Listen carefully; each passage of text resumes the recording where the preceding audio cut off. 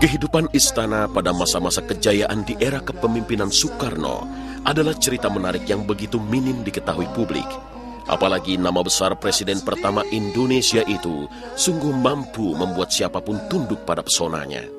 Lewat putra bungsunya, Guru Soekarno Putra, semua peristiwa yang terjadi di Istana Merdeka terekam dalam kenangan sangat indah dalam bingkai masa kecil dan remaja yang tentu tak dimiliki siapapun rakyat di tanah air pada masa itu.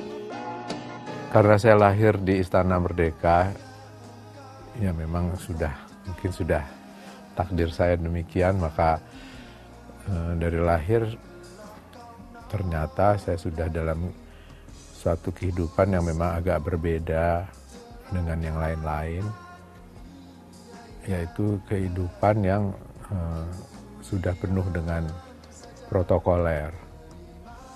Semuanya sudah serba diatur dan teratur.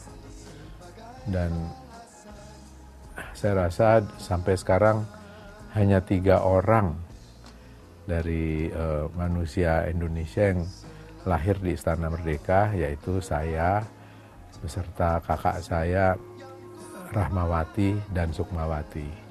Pada waktu masa Presiden Soekarno, Istana Negara adalah tempat kalau ada tamu negara tinggal. Mungkin kalau sekarang kadang-kadang tamu negara tinggal di hotel atau di gedung lainnya. Tapi pada waktu masa Bung Karno sebagai presiden, tamu-tamu negara ditempatkan di Istana Negara. Dan acara-acara kenegaraan pun kebanyakan dilakukan di Istana Negara, sedangkan di Istana Merdeka merupakan kediaman keluarga dari Presiden Republik Indonesia.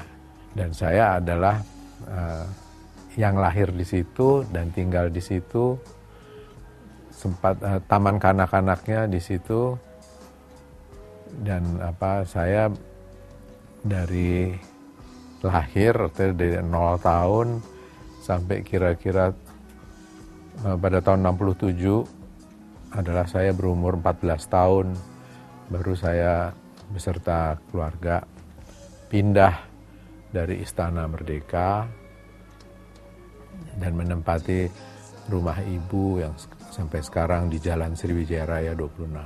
Kami nggak banyak protes gitu, ya melakukan apa saja, hanya memang timbul ya kira-kira mungkin umur 4 tahun atau sudah bisa merasakan bahwa gedung ini gitu, rumah ini adalah rumahnya, bukan punya orang tua saya gitu, tapi rumah negara lah gitu. Dan saya juga merasakan bahwa ayah saya bukan hanya milik keluarga saja, tetapi milik seluruh rakyat Indonesia. Perasaan itu sudah timbul saat dini ya, saya mungkin umur 4 tahun, 5 tahun. Guru kecil menghabiskan seluruh masa kecilnya yang bahagia bersama ayahnya Soekarno, ibunda Fatmawati, dan keempat kakak-kakaknya, Muhammad Guntur Soekarno Putra, Diah Permata Megawati Setiawati Soekarno Putri, Diah Permana Rahmawati Soekarno Putri, dan Diah Mutiara Sukmawati Soekarno Putri. Kehidupan layaknya seorang anak presiden memang sempat ia rasakan. Semua penuh pengawalan, juga dengan didikan penuh aturan ketatanegaraan. Dari kecil saya sudah harus dikawal, jadi harus ada pengawal yang mengikuti. Jadi selalu hidupnya tuh diikuti atau ada orang lain yang selalu mengawasi gitu. Itu sampai dengan kami keluar atau pindah dari istana. Hanya kepada pengasuh gitu, saya hanya bisa mengatakan kok kita selalu diikuti ya oleh pengawal. Nggak perlu jawaban juga, kami sudah mengerti bahwa peraturannya memang demikian gitu.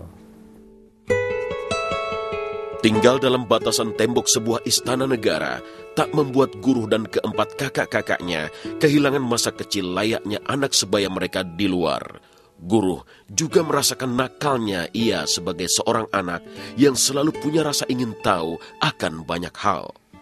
Untungnya Soekarno begitu mengerti jiwa putra-putrinya dan kerap memberi mereka perhatian penuh sebagai seorang ayah yang bijak. Saking luasnya gitu, jadi kami kalau bermain badminton itu di istana, itu di ruang kredensial ya, tempat melantik duta besar dan sebagainya gitu. Ya shuttlecocknya itu yang dimainkan nyangkut di lampu kristal. Dan kadang-kadang raketnya kena lampu kristal dan sebagainya. Kemudian juga kami main sepatu roda gitu. Ya memang lebih seringnya memutar istana, dari istana Merdeka ke istana negara. Tapi kadang-kadang juga mainnya di dalam istana, artinya di Batu Pualam itu istana itu semua diliput oleh marmer ya. Saya gitu merasa rasa ingin bereksperimen tuh sangat kuat ya dari kecil gitu. Pernah kita mencoba kucing kita masukin ke kolam ikan gitu. Maksudnya bukan mau itu, tapi pengen mau lihat bahwa kucing tuh bisa berenang apa enggak gitu. Pas bapak lewat gitu. Terus ya dipanggil sama bapak gitu. Kamu apakan tuh kucing gitu. Ya kami bilang gitu, kami ingin lihat ini kucing bisa berenang apa enggak gitu. Nah kemudian di situ bapak gitu, ini semua makhluk Tuhan. Kamu jangan hati-hati, jangan sampai menyakiti. Karena bapak pun setahu kami nyamuk aja nggak pernah dibunuh lah gitu. Nyamuk hanya diusir gitu aja. Semut tuh jangan sampai keinjak. Guru itu adik saya yang memang dalam kehidupan sehari-hari waktu kita remaja itu memang kita sangat akrab dan intim ya, berdua bermain, berolahraga ataupun berkreasi gitu. Masa-masa sekolah Guruh Soekarno Putra juga dilalui putra bungsu presiden ini layaknya teman-teman sebayanya. Satu-satunya yang membedakan adalah adanya pengawalan ketat baginya yang sudah jadi bagian dari protokoler resmi istana kepresidenan. Tapi Guruh tak pernah kehilangan kebebasannya. Ia tetap saja punya banyak teman dan merasakan nikmatnya berbagi dengan teman sekolah lainnya. Kami sekolah itu biasa-biasa saja. Ketika mulai dari SD sampai SMA, kami sekeluarga bersekolah di perguruan Cikini. Walaupun ke sekolah itu ya memang harus diikuti pengawal gitu. Cuman pengawal nggak sampai masuk ke kelas kami.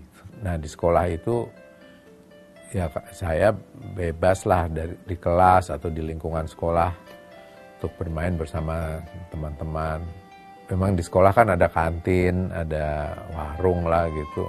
Boleh sih kami makan di situ, tapi kami juga tahu kami dibawakan bekal gitu oleh pengasuh gitu, yaitu roti gitu.